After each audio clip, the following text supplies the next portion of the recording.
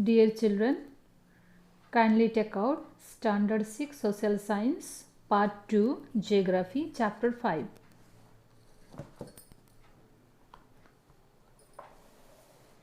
In my previous class, children, we already discussed the importance of the lithosphere.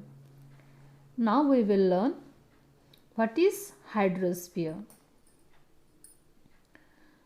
All the water bodies on the earth's surface, namely oceans, seas, lakes, rivers, together with snow, ice, are collectively called hydrosphere.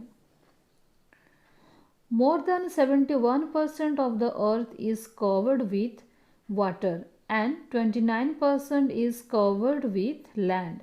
It contains a huge quantity of water. That is why the earth is known as the watery planet. About 97% of the total water of the globe is in the oceans. It is impossible to use this water for drinking and irrigation as a large amount of salt is dissolved in it. Children, see this diagram. 71% water and 29% land. Next we will see oceans and seas.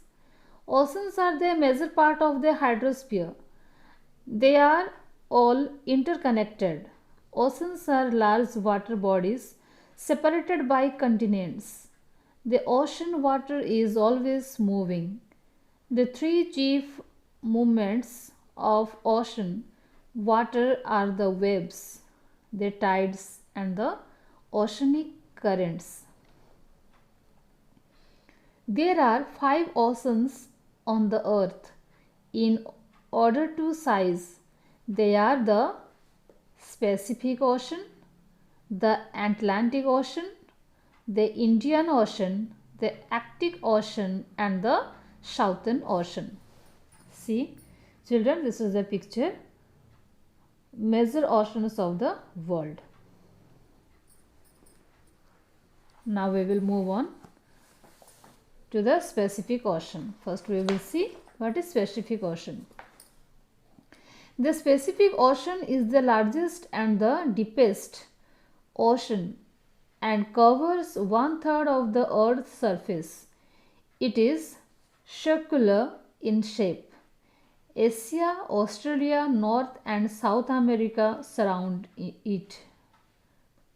Mariana Trench in the Pacific Ocean is the deepest place in the world. It is called Pacific, meaning peaceful, because gentle and steady winds blow there. Children, see Mariana Trench. Now we will see the Atlantic Ocean. The Atlantic Ocean is the second largest ocean in the world. It is S-shaped.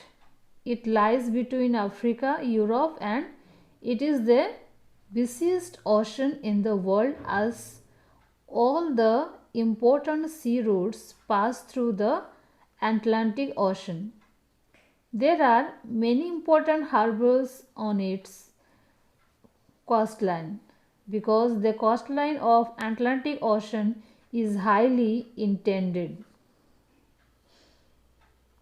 This irregular and intended coastline provides ideal location for natural harbors and ports.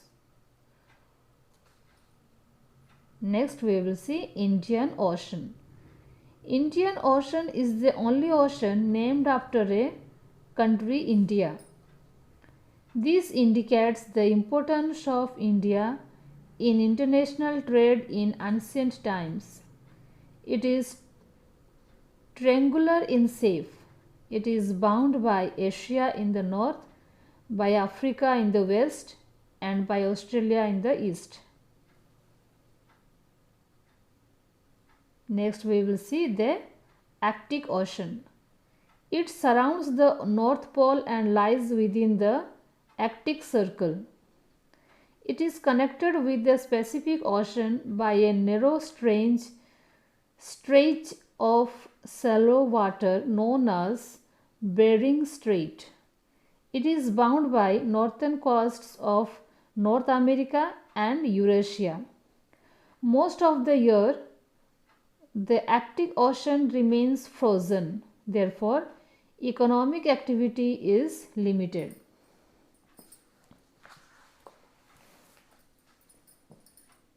See children, icebergs are common in the Arctic Ocean. Now we will see Southern Ocean. The Southern Ocean is also referred to as the Great Southern Ocean. In the year 2000, the International Hydrographic Organization created this fifth and newest world ocean. This ocean completely surrounds Antarctica. A large part of this ocean remains frozen throughout the year due to extremely low temperatures in the region. Now, sea. Sea is a part of an ocean which lies closest to the land. There are a large number of seas in the world. For example, Arabian Sea, North Sea, Red Sea, etc.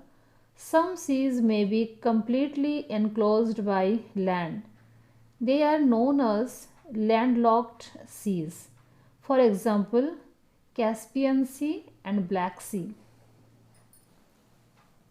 Now we will see the importance of oceans. Point 1. The presence of large quantities of water in the oceans is the main source of moisture in the air. Number 2. The tides in oceans keep the seashores quite clean. Point 3. They provide transport ways for ships and boats. Point 4. They provide natural links between the continents. 5 point. They are the storehouse of various minerals and chemicals. Children, turn the page.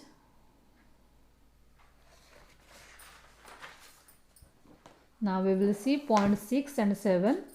Point 6. They are home to marine life. Point 7. They play an important role in the hydrological cycle. Okay students, thank you.